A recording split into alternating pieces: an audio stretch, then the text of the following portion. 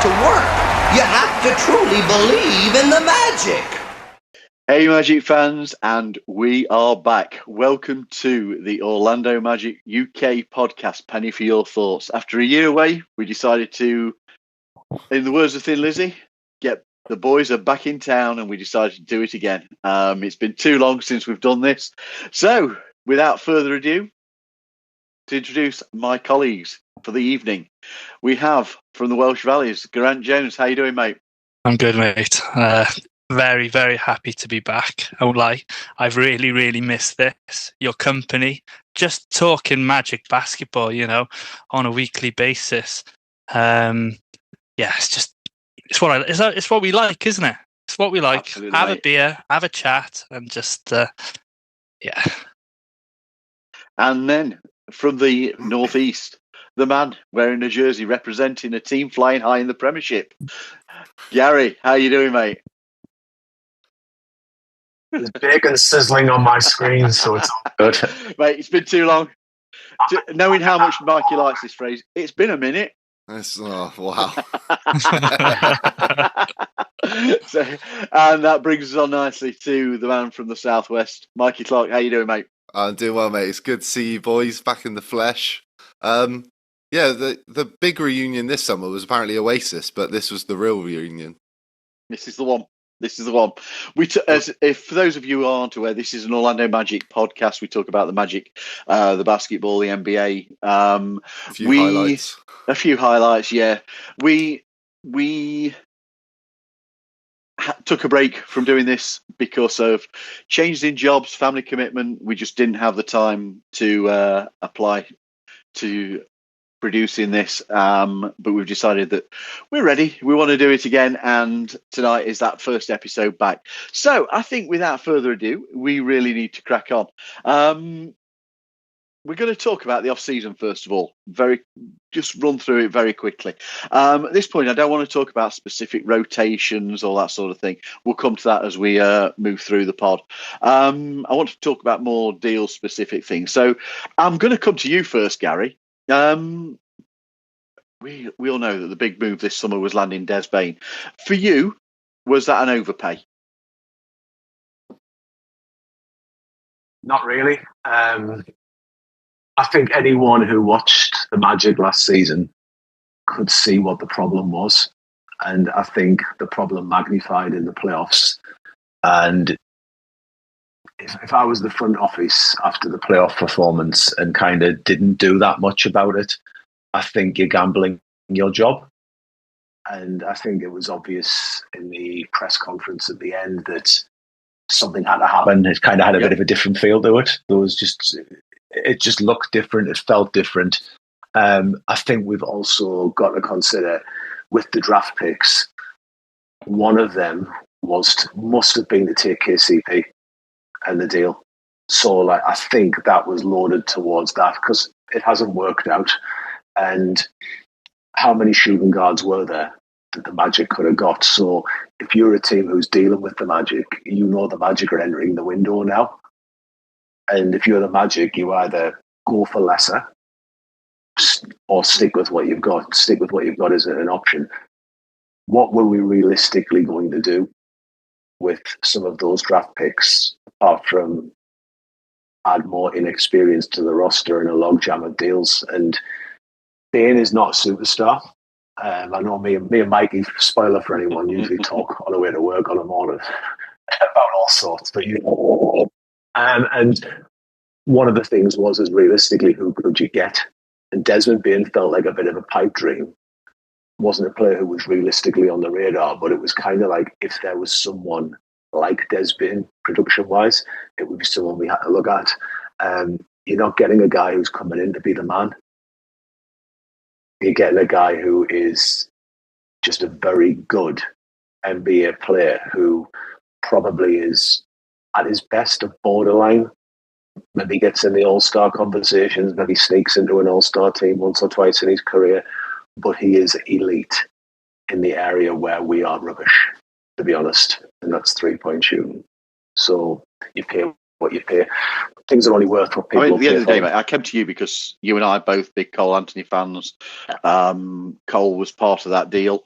For me, the thing that you've already alluded to, he is an elite shooter. He is going to outperform offensively KCP's contributions with ease, I feel. That's also going to be true of Cole's contributions. I think that Bane's going to absolutely do that. The thing that we're getting additionally is that solid defender. I don't think it was overpay. G, I'm going to come to you next, mate, because this is a thing you're a big fan of. Tyus Jones, 1 year deal, 7 million. What are you hoping that we get from him? Yeah, well, first of all, it's nice to have a player with Jones on the jersey. We haven't had one since Daquan Jones, who wore number 20. We've had Dwayne Bacon, we've had Gary Clark. And do you know what I did before we started today? I Googled to see if there was a Craggs who had been in the NBA, and unfortunately there's not. However, there is a 6'5" forward who plays for the Oakland Golden Grizzlies called Cooper Craggs, right? So, Gary, there's a chance, mate, that we might at some point have a Craggs in the NBA. Might be on the Magic. You never know. So I think there's more of a chance that I'm the Craggs in the NBA than that one. Yeah. So going back to the whole Tyus Jones thing, 1 year deal, 7 million. It's absolutely superb value, especially for a veteran leader who can orchestrate an offense. Solid numbers. I think last year he averaged 10 points, 2 rebounds, 5 assists, 44% from the field, 41 from downtown. But, he's a veteran who's been in the league 11 seasons. But the thing that stands out the most is, he doesn't do many mistakes. It's the assist to turnover. I think for his career, he averages 5.63 assists to every turnover. And I think he had a season in 23-24, he was averaging 7.35. So obviously leading the league. So he's an actual point guard who can a pass first point guard. You leave him open, he can knock it down. So he's what we've been looking for. My only sort of concern with the starting five is, we don't have that point guard who could, and I know the league's changing and it's not a point guards league anymore. A lot has been said of that in the last couple of seasons. We're seeing more combo guards, etc. And that's the route we're going down. But it's always good to have that point guard who can change the pace. Like you see, a TJ McConnell's done. We've talked about this in previous episodes. Just somebody who can do something a little bit different. So to get him on such a deal, and such a great values deal, is brilliant. And it means I can get a Jones jersey this season. So happy days. I mean, the guy's he is a shooting floor general. And the thing I like about this deal is it encourages him to go out. He's got to play. He's got to do something to get himself a new deal. That's really important for motivation and developing our second unit. I mean, I just think it's a great pickup. What I hadn't realised until I was having a little look about it is that a couple of seasons back, when he was with the Grizzlies, he actually received votes as Sixth Man of the Year. When you're getting a player of that caliber coming in on such a good value deal, you've got to be impressed. Yeah. So coming to that, Mikey, we've spoke about Bane, we've spoke about Tyus Jones, both off-seasons move. For you, did the Magic nail the off-season? Have the team addressed the needs of three-point shooting, floor spacing, ball handling? They've certainly gone a long way to doing it. Yeah, absolutely. Obviously, three-point shooting is the biggest problem, and floor spacing comes with that. And when you're adding two guys who shot 41% for his career and 38% for Jones for his career, that's going to help without doubt. I would say though there is still a lot of questions to be answered about some of the really important players on the roster, and those two players are certainly going to make a difference. But we're still looking at Paolo. Like, can he become that efficient 3-point shooter? He's shooting, I think it's 32% over for his first 3 seasons. That needs to take a jump. Franz obviously really struggled from 3 last year, so we need to see whether that hitch has gone. Can he become an average league 3-point shooter? Eurobasket suggests that there's still a long way to go for him, but we've seen 2 years ago that he has got that in his locker as well. Then you're looking at Jalen Suggs. Can he stay healthy for 70 games? Because being consistent playing on the floor is going to help him get into a rhythm shooting the 3. Like the year before last, again, he had a good shooting year. He's shown that he's grown on that end of the floor. So all these players, they're all going to contribute together. I don't think we can pile all the pressure on Desmond Bane to be the sole answer for us offensively. Like, everybody needs to elevate their game. And then if you look off the bench, like, does Anthony Black, who's going to be an important player this year, can he at least shoot corner 3s at an average rate that teams are at least going to respect him, that he can knock down those? And the list goes on down the roster. So yeah, they definitely nailed the offseason. I love the Desmond Bane addition, and Tyus Jones was great as well. And going back to what G was saying about there are times when it feels like we need a point guard, I think we'll all be content and happy that there's going to be stretches and games where Jones is going to start if Jalen's not available, and you're happy with him sliding into that position. So yeah, with what they've done this offseason, they've still got flexibility moving forwards, and there's different rotations and different lineups that you can throw out there when you need different looks at different situations in games. So yeah, I mean, I don't think they could have done much more than they have this offseason without drastically changing the roster for me. I mean, one of the things we're going to come to is we'll talk about the rookies as we go along, but I like both drafts that we made. The thing I think that's kind of going a little bit under the radar is as it's an off-court move, and is getting Joe Prunty in as an assistant coach. I think that's an absolute brilliant move. The guy's got a hell of a lot of experience, both internationally and within the NBA. Throw in, was it Randy Gregory? I think it was has been calling offensive plays for Germany at Eurobasket. Again, that's increased experience, and we'd already got Brett Bromeyer having done those sorts of things with Germany previously.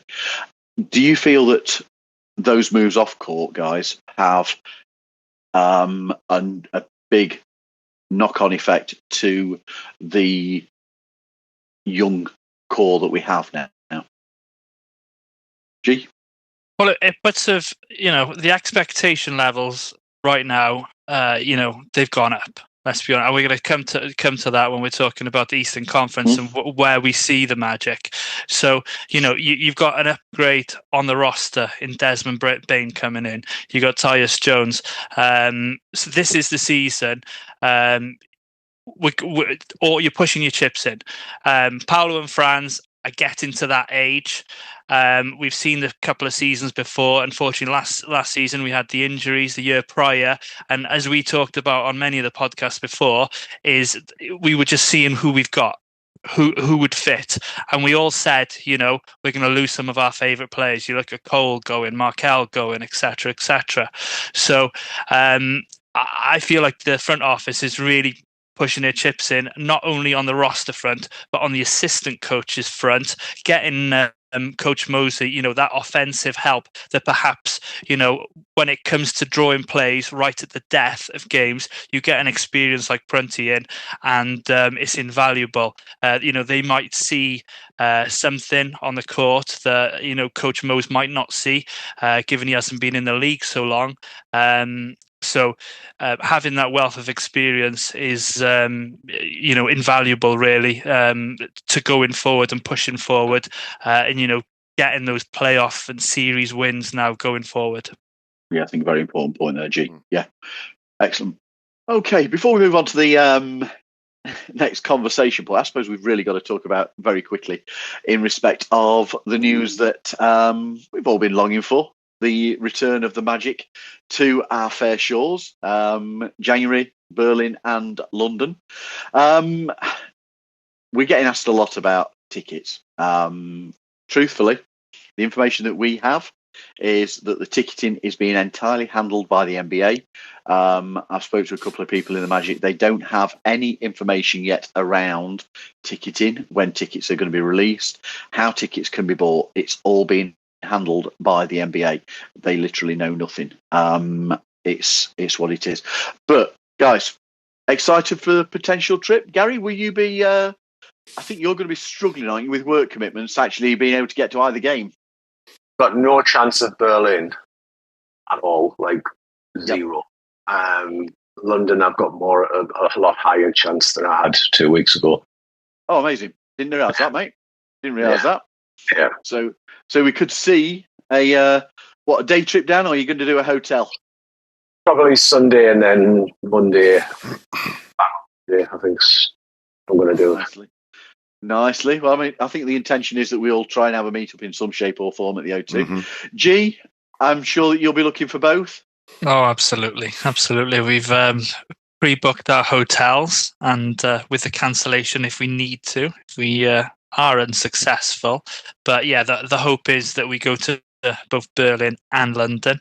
If we do, like you said, Paul, we look to meet in said pub, get to see all the Magic fans hopefully there, congregate together like we have done in the past, and get to know everyone. And it's just great having a beer with people, isn't it?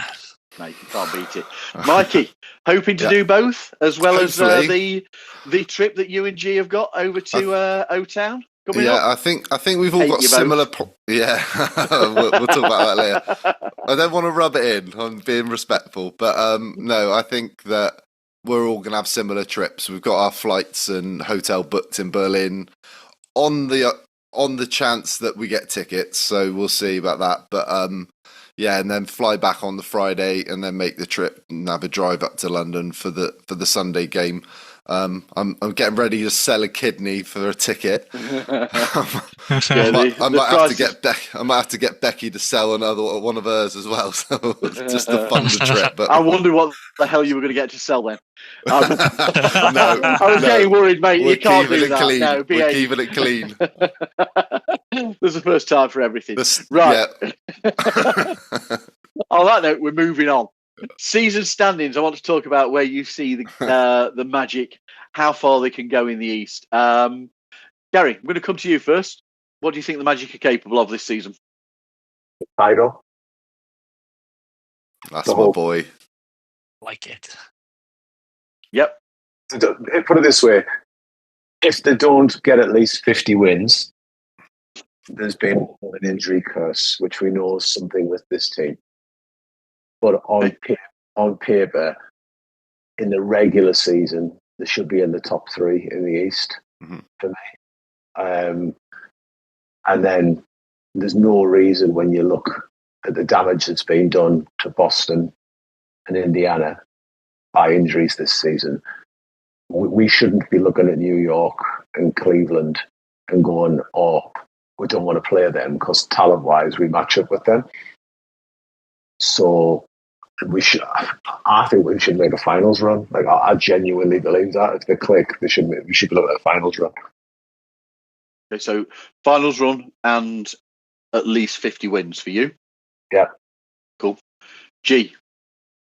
Yeah, I gotta go with Gary saying, to be honest with you. My notes here, I've got top 3 minimum in the Eastern Conference, and I've sort of listed a couple of teams in and around us, and Cleveland and New York are the 2 other teams I've got penciled in the top 3, and then you've got a bit of a gap because of the injuries to Jason Tatum and to Tyrese Halliburton, and then, like Gary said, the Bucks have lost Lillard, the Pacers have lost obviously Halliburton and Miles Turner, and then you just basically got the Hawks and maybe the Pistons, and with the talent and the depth we've got now going forward, there's no reason why we shouldn't be thinking at least top 3, possibly 55 wins. I might be pushing it out a bit now, but and then an Eastern Conference Finals minimum.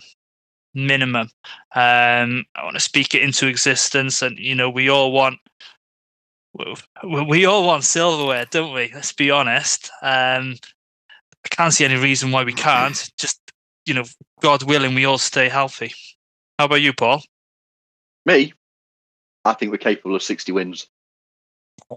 Pushing it even more. I love it. I like it. I think we're capable of 60 wins this season. And I also have Eastern Conference Finals is not out of the question. I certainly think we're home court advantage. And if we're the fourth seed, I think I'd be disappointed. Genuinely, I think I'd be disappointed. Mikey, I'm going to ask you the same. Well, if Gary's right and we go to the finals, I'll be selling whatever I can.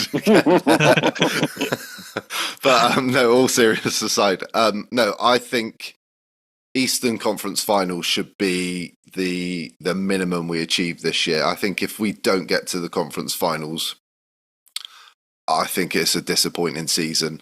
Now, I would say, and I did say, I think this is a couple of months ago, maybe in the WhatsApp group, that I actually think we're the best team in the East. I really do. I think and I know you've got this listed a bit later on, but I think if you match us up against some of the other teams, I think that we're as good as the Cavaliers, we're as good as the Knicks, the Bucks. There isn't really anyone else that you can see finishing above us out of those three, other than those three potentially. But 50 wins has got to be the minimum. Eastern Conference Finals has got to be the minimum. But yeah, if things fall right, you could see a world where we make the finals without doubt, because the East is wide open. And to be honest, do you know what? Even if Tatum was still healthy and Halliburton was still healthy, yeah, the Pacers and Celtics are a contender and they're both threats as well. But we've proven that we match up well with Indiana. So if they were what they were, then I wouldn't have seen them as a huge hurdle to jump over. Boston, obviously, with their experience, but I think we stack up against every single team in the Eastern Conference, to be honest with you. So, yeah, let's make the finals. I think for me, I know I've said Eastern Conference Finals and that we're capable of 60 wins. I do think that the Hawks have recruited really well this offseason. I think they've absolutely nailed the offseason. Detroit were starting to put a few results together last season. Again, in the same way as we keep talking about natural progression of our young core, that's also got to be true of Detroit. I don't think... you've all touched on the question that I was going to ask around if Tatum and Halliburton were fit, would that change your view as to where the Magic could finish? I don't think the Celtics are as deep as they were a season or two ago. And I think that's also true. The Pacers, with having lost Miles Turner, I know that lots of Pacers fans weren't necessarily a huge fan of his, but they don't seem to have replaced in quite the same way. As I'm trying to think of what their starting five's likely to be. And you're kind of looking at Jay Huff perhaps being a starting centre, who he did well last season. Let's not say any other, but equally, he was also playing Summer League very recently for ourselves. Is he a starting centre in the NBA? I don't know. If the guy takes the chance with both hands, let's not criticise him. Fair play to the lad and good luck to him. But I don't think they are as deep as they were last season, and I certainly think that's true of the Pacers, regardless of the Celtics, regardless of if Tatum was available. I think what you're going to see, Paul, is over the next few years, this is going to become more apparent. Is if let's say the Knicks lose Jalen Brunson and he's out for next season, I think you're going to see, and if you listen to Philip Rossman-Reich, he explains this really well about how teams that then suddenly realise that they're not going to be able to compete, they're not going to be contenders, they're going to retreat because of the new CBA and the restrictions around the salary cap. Boston have basically shed all their salary. they're going to let Tatum recover. I can't even talk. You can tell we're rusty, can't you? First episode back, but no, they're going to let him. They're going to let him rehab and get healthy, ready for next season, and then they're going to retool next summer, ready to bounce back and have another go. And I think, for our point of view, I think we've got a 2-3 year window where we go for it. Like you try and make the finals, you try and win the title now, and you do what you can. And then there might be a year where we retreat and we have to retool, and you maybe have to trade a few players that you don't want to get rid of, but then you've got to rebalance your books and ready to go again. So I think you're going to see a lot of that over the next couple of years. And that's basically what Indiana and Boston have done. One of the things for me about why I think we can do so well is, as you've already said, the East is wide open. We've got those 2 big injuries. We've seen a couple of big players leave to go to the Western Conference. But the Magic were absolutely hammered by injury last season. Yeah. And we still went 41-41. We still had a level record. We made the playoffs, all right, be it via the play-in. If we can stay healthy, I feel that we can take those steps that we got up to that sort of position in 2024 where we took the Cavs to 7 games. Home court advantage would probably have made the difference in that series. I think we are more than capable of taking those steps with the off-season that we've had. The players that we lost were role players. And the players that we've replaced them with, the role players that we've replaced them with, seem to make more sense to what we need. We've got more floor spacing. We've got snipers. And then we've added a solid starter in Des Bane, who is going to... I'm not going to go further at this point, but because of what we're going to talk about further down the line, but he is going to release Paolo. He's going to release the shackles that Paolo's been under. So, go on, G. Paul, let me just add in. Yeah, obviously, you touched upon the Pacers there. Obviously, Halliburton's out, and obviously they've lost Miles Turner, etc. And, I mean, I just having a look at who I put in there, as the top 8 in the East. And I obviously put the Boston Celtics in there. I'm just looking at their roster now, right? I think. Do you know what? I think it's the fear of the name, because they've been so successful in the last 10 years or so. They've got no bigs. No bigs. No. Porzingis is gone. Horford's not on the books. You're looking at Chris Boucher and Neemias Quetta. You got Sam Hauser. High on the rotation, and other than Jalen, they've got a good backcourt. Jalen Brown, Anthony Simons, Derek White, Peyton Pritchard. But other than that, they don't have much in terms of big bodies who's going to stop Paolo. Seriously, half of them I've never heard of. And this is where I was saying, to me, they don't have that depth that they had last season, or even more 2 seasons ago. They just don't have that depth. It's not there. Do you know what? What'll be scary is what they look like next season when when Brown's back. Sorry, when Tatum's back, Brown's healthy, and then they retool around them, because they're going to have a lot of cap flexibility to play with. So they will. Enjoy it whilst it lasts. Well, I will enjoy it, because I'll be at what's it called? The NBA Cup. That was what I was trying to get out there. The NBA Cup game against the Celtics. So I'm sure there'll be a sea of green there. So I'm sure I'll give as good as I get, and we should walk out. I look forward to you waving him goodbye. Oh, we will be. I'll record it. Thanks for coming. Bye. Don't let the door hit the backside on the way out. All that sort of thing. We should, but less polite. Yeah. We should be looking right now in the Eastern Conference, because I think we know what we're dealing with New York and Cleveland. We should be looking at Detroit, and we should be looking at Atlanta. I know everybody's saying, Trae Young getting help. My worry with Atlanta is, first of all, they've got a good coach. Secondly, if Porzingis is healthy, and we'd be saying the exact same thing if the Magic had signed him, it's a health thing. That front court, the player I look at is Jalen Johnson alongside him. I think that front court could cause trouble, because it's inside and out. Johnson's athletic enough to keep up with our 1-2 option in Paolo and Franz. And Detroit is potentially nightmare fuel. for a lot of teams that people aren't talking about, because Cunningham is an all-star. That's the first thing. And secondly, in terms of size, Jalen Duran, physique-wise, is a bit like Dwight Howard. He's going like on that trajectory.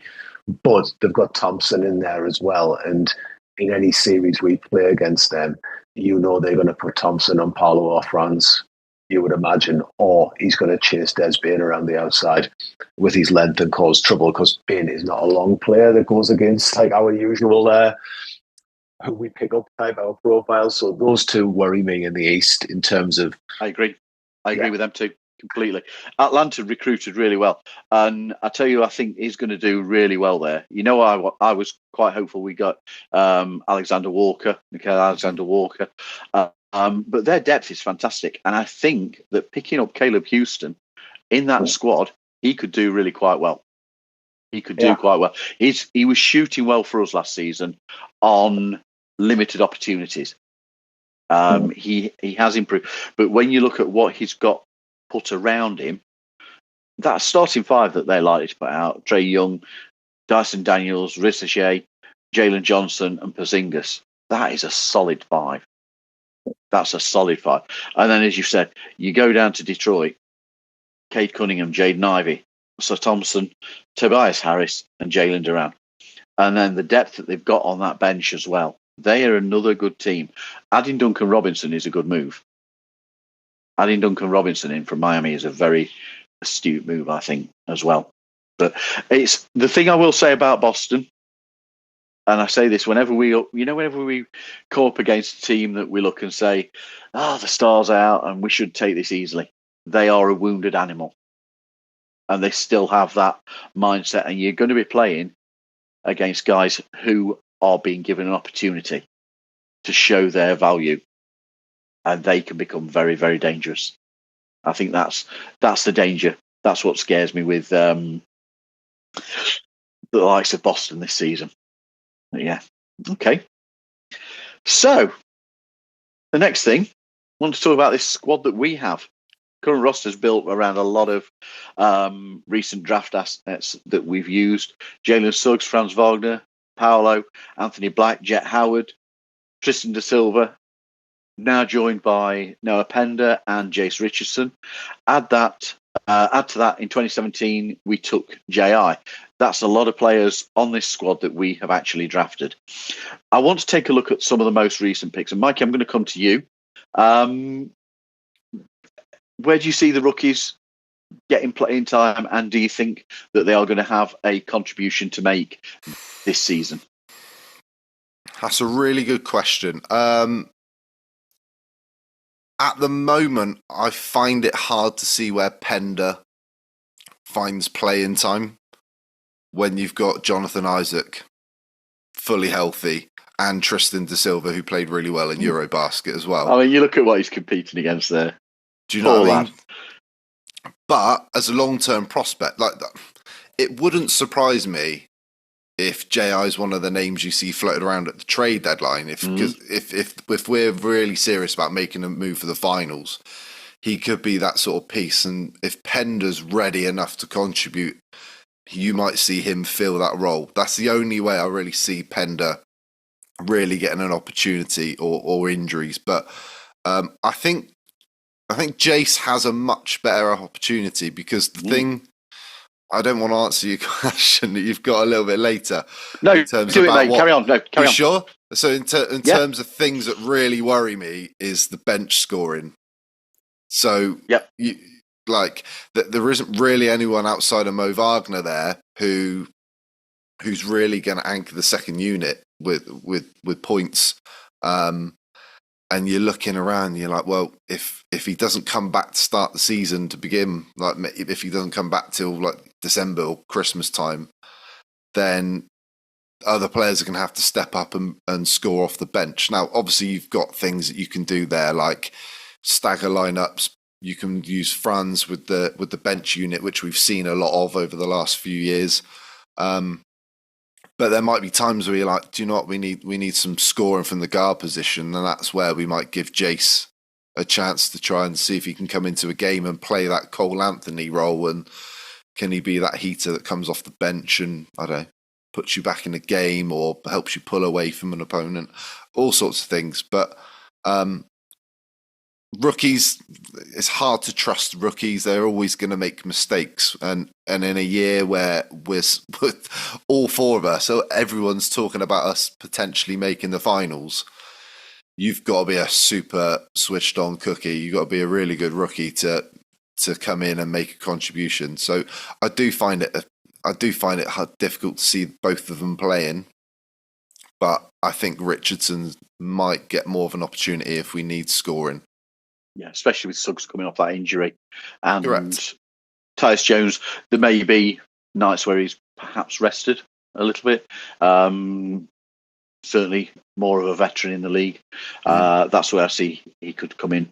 Pender, I just wonder if he's going to see minutes when we do see it with JI that he is carrying a knock here and there, or we're on a back-to-back and he doesn't necessarily feature.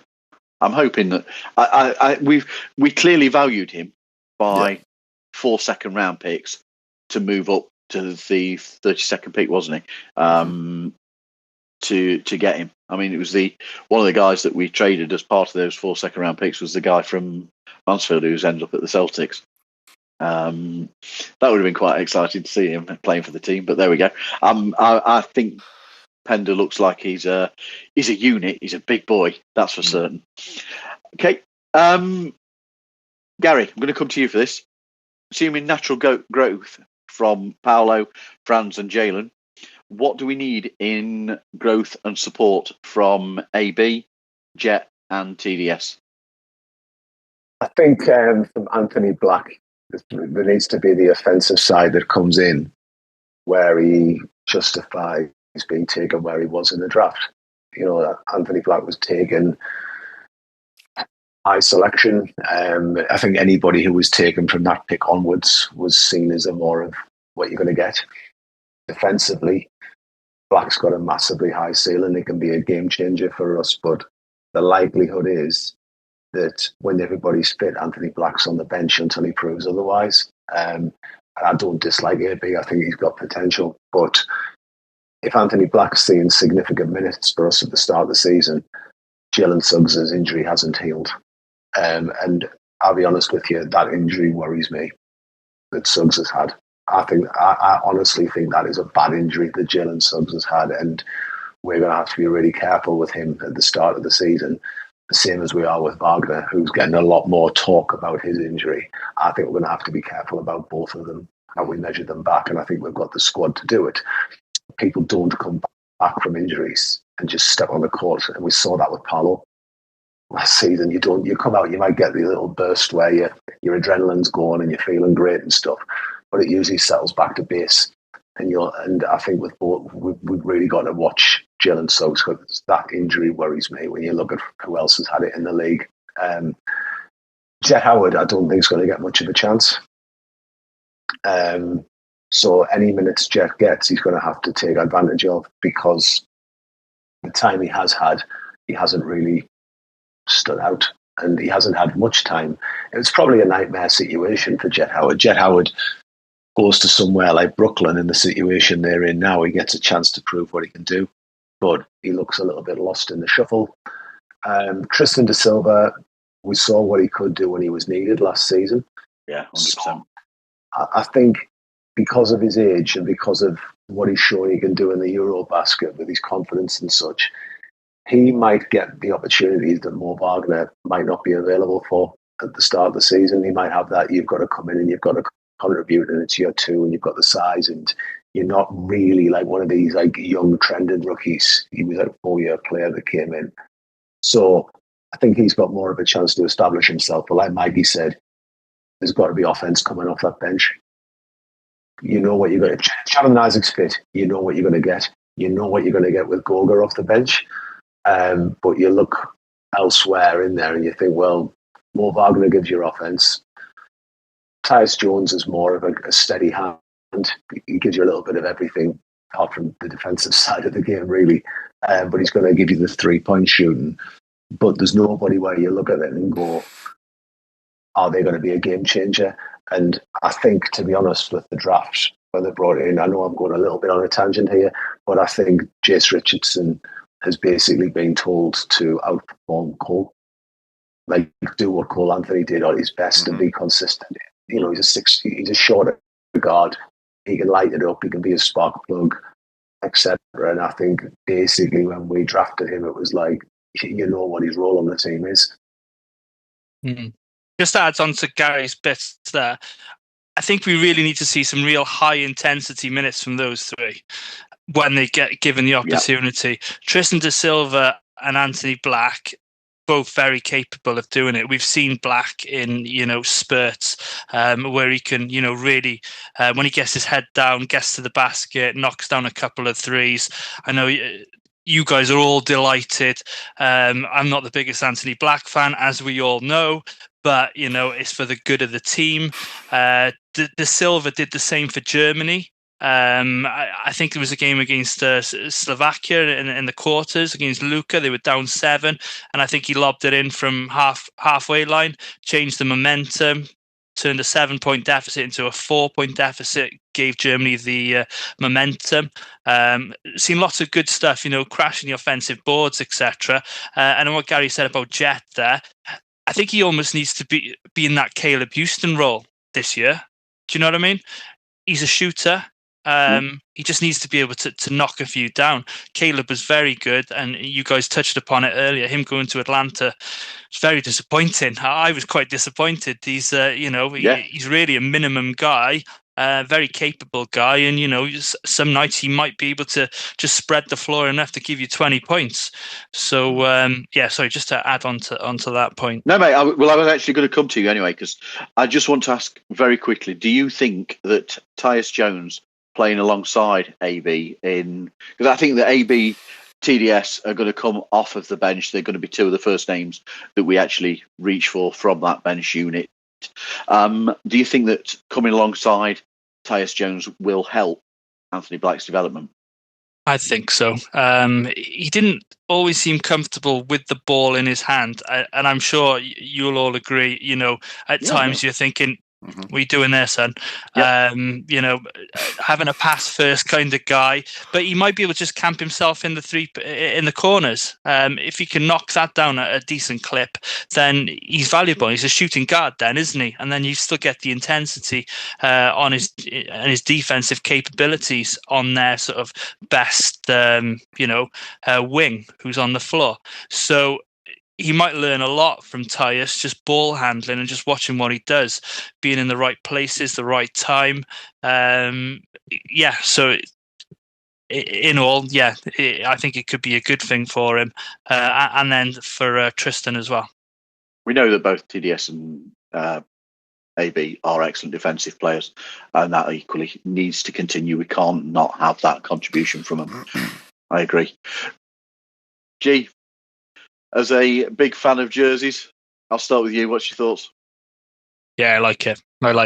It's very similar to the old stuff from the good old days. At first, you're looking maybe the lettering, and then maybe you sort of think, but no, on the whole, you can't knock it. It's difficult to pick a best jersey out of them all, to be honest with you. I always like the white pinstripes, the blue pinstripes, and then obviously the black. Is that no, it's a statement jersey, isn't it? Yeah. That's just totally different. So you really can't fault it. The team have hit on everything this off-season, including the logo. So yeah, I love it, mate. I love it. And of the two available so far, have you ordered both? I've ordered one at the moment. And you've ordered which one? The White Association one, and I've gone for 23 on it.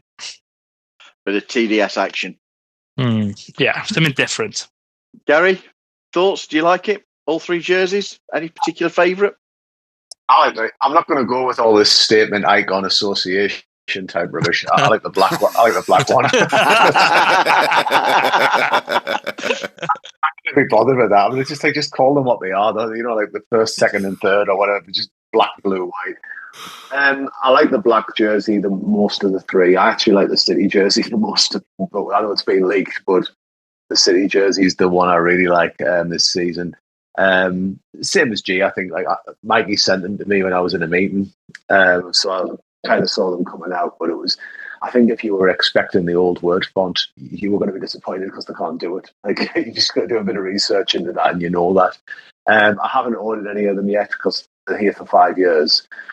I suspect I'll get the black one and the City one in the only my two that I'll go for to begin with. Yeah. The blue one, I think the word font doesn't work. If I'm being brutally honest, I think it's too small and too crammed. But I like the idea of going back to the pins. I think we had to go back to the heritage. I think they're really clean as jerseys. I'll be getting them in the UK because I think the price tag in Orlando is absolute disgrace. It's interesting that it seems to be more expensive with the Disney patch on to order online from the Magic store.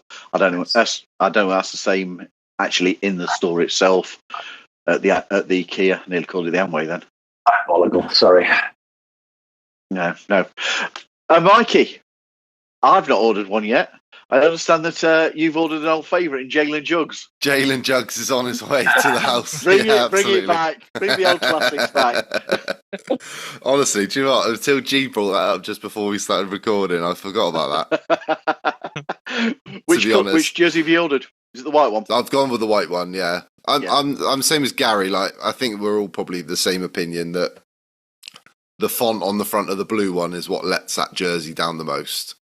But let's be honest, we're all going to buy them, so it's not going to make any difference. So, I think they absolutely nailed the rebrand. It was one of those things when it first came out, and you're like, because we all had ideas about what it was going to look like Omar on Twitter, or X as the kids call it now.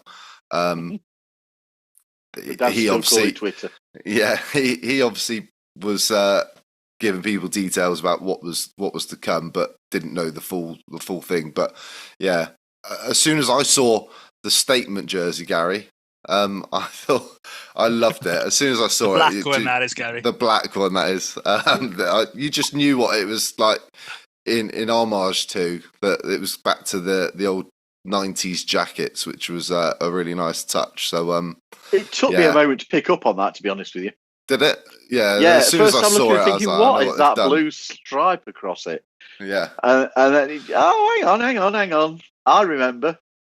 And then the penny dropped. Yeah. I had a penny on my thoughts at that moment. But no, they've nailed it. And to be honest, the logo, just the new ball logo, I actually think might be better than the original. It's certainly more clean and. Look at G! Wow. No, I do. I'm surprised you left the conversation at this point.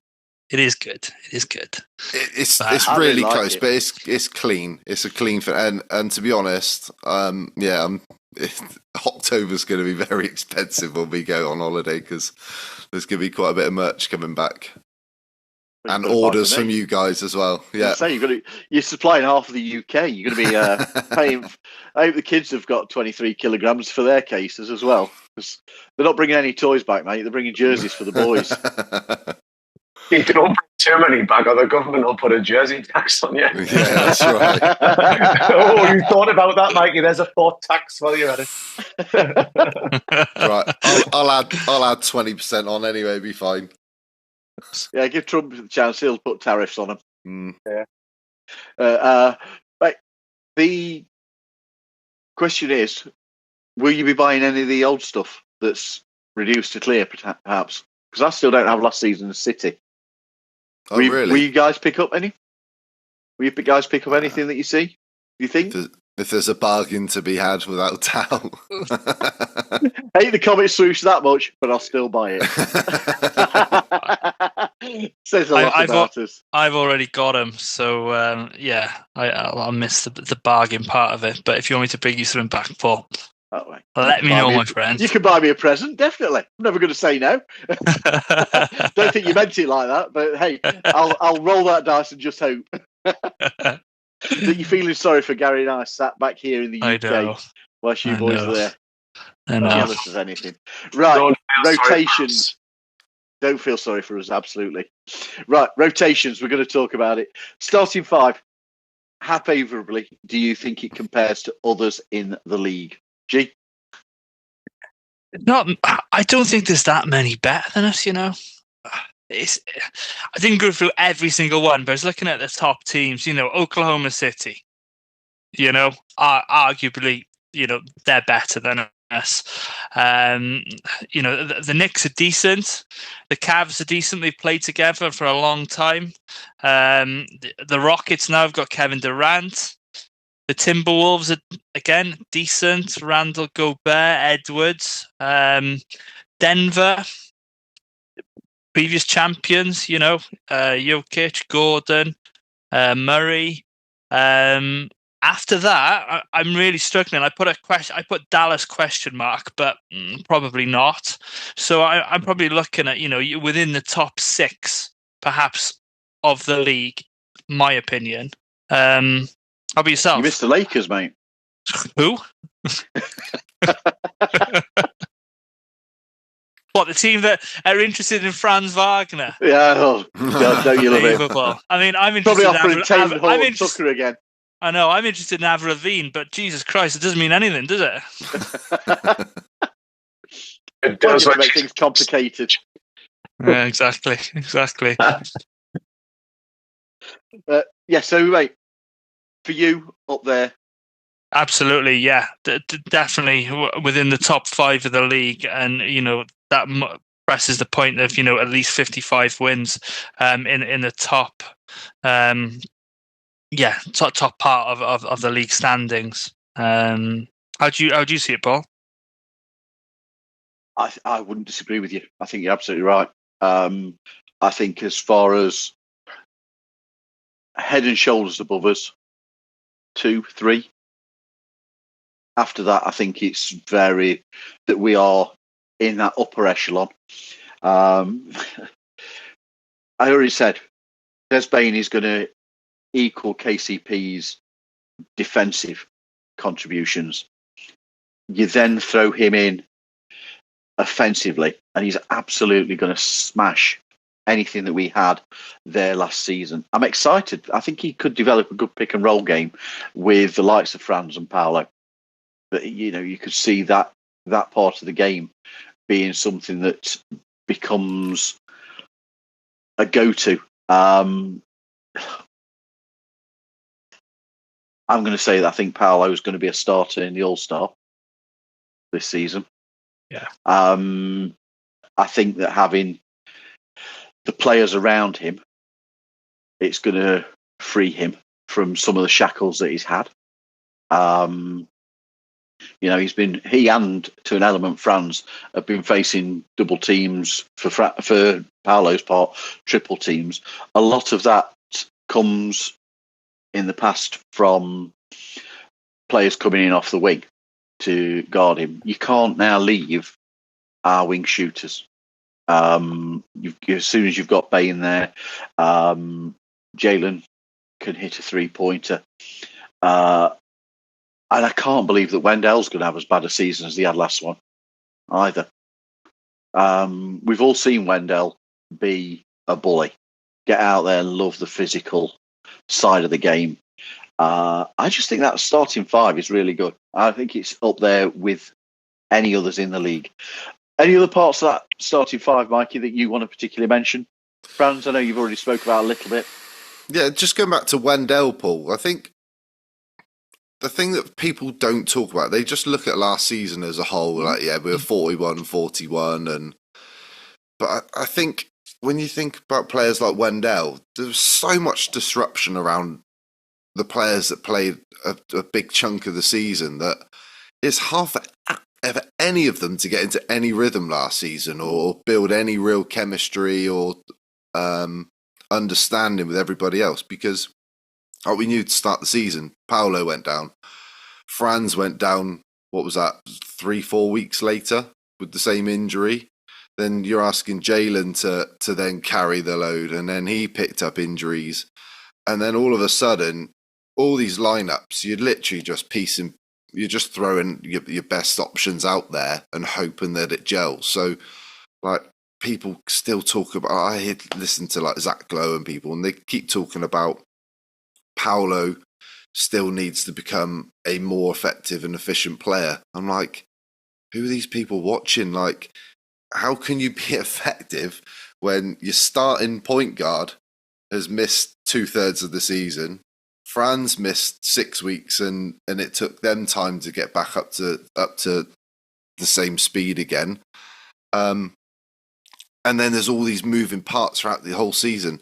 Like, if we had like a sample size of like 40, 50 games with this starting five, like, I don't see another team in the East that, like, you could argue Cleveland and New York are on par with their starting five than us.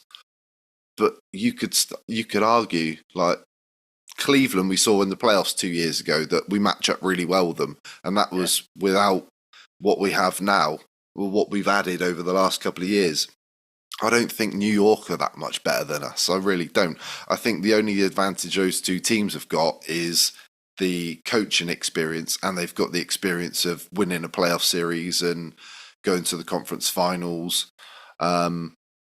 Cleveland obviously haven't got that far yet, and they've got that pressure on them this season.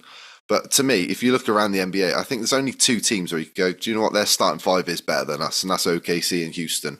So, and we could still become that level. We don't know, but we need to see a good 60, 70 game sample size to see what this starting five looks like together. Because look, it still might not work quite as we think it will. But I think on paper those five are as versatile and difficult to defend as it comes. And we know how good we are defensively. So this, whether we can like you said, Paul, we've talked about coaching, we've talked about all these things. It's all got to gel. But the key is we've got to keep our best players healthy this season. If we do, 100%. Then we're going to stand a cracking chance at making the finals. So, Gary, I'm going to come to you for this next bit first. Still about the rotations. Starting five excite you?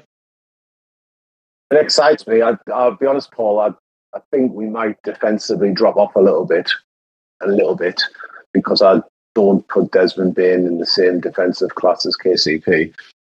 I think in terms of length and what the main focus of the game is, but he's a vastly superior player at the same point in time. Mm-hmm. I think there's question marks around health, because they've got to be. Like, historically, you've got to question Wendell and Jalen Suggs. Paolo Banchero, we don't even know what we've got there. No, really don't, because when he started the season last season, he was on fire, and when he played in the playoffs, he was on fire. And I'll be honest, like, I know, Mikey, I think you just said there about Houston's starting five. Mm-hmm. Like, what's that projected to be? Good question. I think it is Van Fleet, off the top of my head, Van Fleet, Amen Thompson, KD, Sengun, and who would be the fifth starter? Adams would come off the bench for them, wouldn't he? What's it? It's Jabari the Smith. The guy who was at Jabari Smith? Memphis. Dylan Brooks. Dylan Brooks. Is he still there? He's still there, isn't he? Or did he move No, on? didn't he go to Phoenix? I could say, hasn't he moved on? Did, as part of the KD he deal? did. He did. I'm just looking at it, and I really like Sengun. Like, I really like Albert Sengun. I don't even know, because there's a lot of question marks there. Like, I think both Thompsons fulfill massive roles on their team if they've got the right players around them, which I think Houston have. But if I'm going to sit here and go, I've got question marks about Jalen Suggs and Wendell Carter's durability, you've got to also say, well, what's KD going to be like in terms of previous injuries and in terms of age? And, like, I like Kevin Durant, but one player's in the ascendancy there in Paolo, and KD isn't KD from 5 years ago. And that's not to say he's not an all-star level player, but the KD who was in Golden State is not the KD who's there now. And people's got it. Like, it's got to be said. that's you can do it on a game to get like LeBron. LeBron can win any game going, but the KD who was in Golden State is a very different KD who's there now. I think Houston are excellent, by the way, and they should be top 3 in the West. But I just want to say that. Yeah, just looking at it, I think if you could say Van Fleet, Amen Thompson, KD, Barry Smith, Jabari, and Sengun would be the 5, I would imagine. And then you've got Dorian Finney-Smith, who's a really good player. I would Steven Adams off the bench. I would say Houston are the team that's most directly comparable to Orlando in terms of talent. And matchups as well. I would say that like Jabari Smith's probably at a level where Wendell is for us as a centre. Mm-hmm. Whereas right now he's a serviceable starter who's a likeable guy who's got a great work ethic. Like I like Jabari Smith as it goes, but I would put him around that neck of the woods. You'd say that KD and Paolo are superstars. Paolo on potential and KD based on where he is career-wise now. I would say we're comparable to Houston. We've spoke about the starting units. Is there any other lineups, Gary, that kind of get your juices flowing that we're able to put out there? I don't know about juices flowing, Paul, but I don't know about that. I wouldn't go that far. I'm interested to see what can be done with that bench when Mo Wagner is healthy, because I like what Mo Wagner and Jonathan Isaac could do alongside each other, and I'm expecting to see improvement from Anthony Black. So what that 3 could look like off the bench potentially should be good. I'm interested to see what else goes with it. But I'm intrigued by that. And I think with the bench unit, you're still going to see most of the time either Franz or Paolo on court with them. Mm-hmm. Of course. I think that's going to be a case. And Bane as well, Paul. Yeah. I think that you're going to see 1 or 2 of the starters of that core 3 on court at pretty much most of the time if they can. They're going to have one or the other on there. I think that's something that we're going to see. Desmond Bane going in with the bench unit, I'm pretty sure that happened at Memphis with Tyus. I'm pretty sure that was a thing. Don't quote me on that, but I'm pretty sure. There's another one that's been doing the rounds on, I think it was on Sports Illustrated, a thing called the spacing lineup. Mikey, I put that into the group. What did you think about that one? So for those who don't know, so they're basically saying Jalen Suggs, Bane, Tristan Da Silva, Paolo, and Franz as the 5. Paolo at the 5, I'm not sure. I still when you've got Mo Wagner, when you've got 3 bigs, to be honest, you could still if Wendell gets back to 35%, if he just gets back to league average, he's capable of spreading the floor. Like I still trust him to do that. He just needs the reps. He just needs that continuity around him. So you could slide Wendell into that 5 as well, to be honest with you, without having to play Paolo there, which you're almost back at the starting 5 again then. So you could argue our best spacing lineup is the starting 5. You've also got the opportunity of putting Tyus Jones in that. Yeah. I don't know. Wow. We haven't actually had this problem of who do we put on for sniping for a long while. Yeah, the biggest thing is like the versatility's there, isn't it? When you look down the lineup, like we talked about Jace Richardson earlier, like that kid can shoot. Like there might be lineups where you want to play him more than Tyus Jones because he can create his own shot, and he can get downhill, get to the basket, and finish. Although he's a small player, like he can score all over the floor as well. So like, I don't know. I like the roster, I really do. The biggest weakness is that scoring off the bench for me. Like we've got. I'll transition in that perfectly for you. No, that's perfectly right. That's where I'm going. The weakness. What do you see as a weakness? Do you know my biggest worry is there's going to be a lot of pressure on Mo Wagner this season, and typically what we've seen in over the years with ACL injuries is a player comes back, they rehab, they get back on the floor. It can sometimes take players another year before they're back to the level that they were before the injury. And if we're relying heavily on Mo Wagner to be the main scoring player off the bench and he's not available till December, and then when he comes back, he still looks really rusty and he hasn't got his legs under him, and where else is that scoring going to come from? And that's probably the biggest worry I've got at the moment, because like you go up against like OKC, who've got tons of depth and they got shooting all over the floor. You look at Houston, who can do the same thing. That might be the only thing that separates us between. At the moment, I would probably go the Cavs, the Knicks, Houston, and OKC are probably a few levels or maybe a level above where we are at the moment, and it's basically the bench is the letdown. Mo Wagner, the pressure on him I don't know. Is there any timetable on when he's actually going to be back? I don't think he'll be back ready for the start of the year, is he? I've not seen anything. Because he went down just before Christmas. I think it was like 21st or 22nd of December last year. So, but I think the last thing I saw was some suggestion that he's going to be in and around training camp, but not cleared for contact or anything like that yet. And we all know the Magic will take their time. Of course they will. And protect that player coming back. So are we, I'll come to you. Are you seeing centre as a weakness?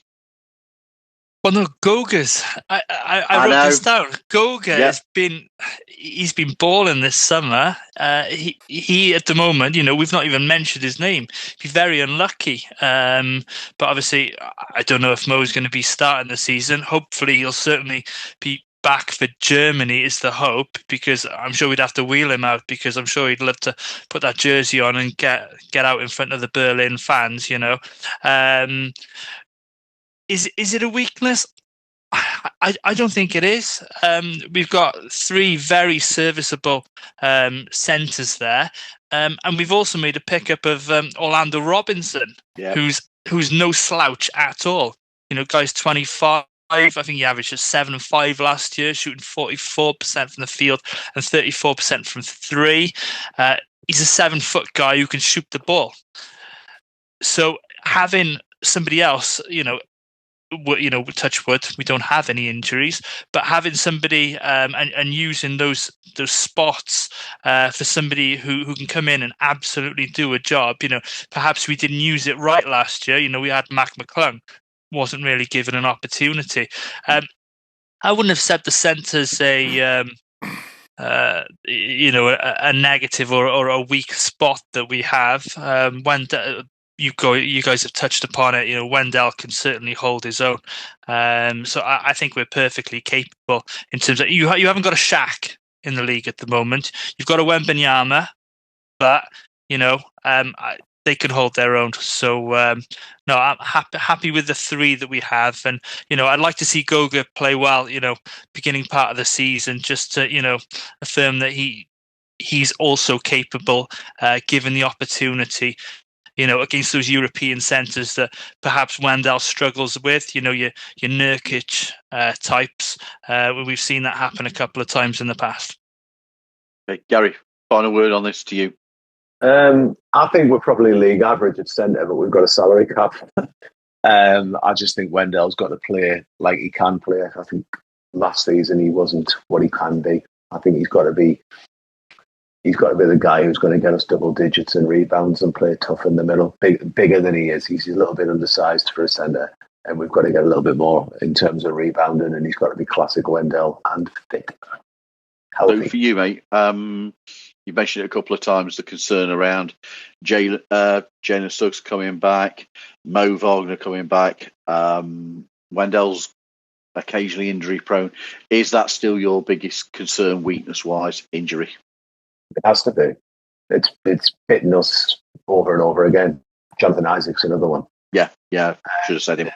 And that's it's always going to be an asterisk against the Magic until proven otherwise. And I know a little bit about rehabbing injuries at the minute, and it takes a long time. And I'm anyone who thinks that Mo Wagner's going to walk out there and go on a court and just pick up where he left off, I'm afraid I've got some bad news, because that's not going to happen. You'll get an adrenaline thing and you'll get more trying, but he's going to have to be given a little bit of time to get back to where he's the Mo that we all know and love.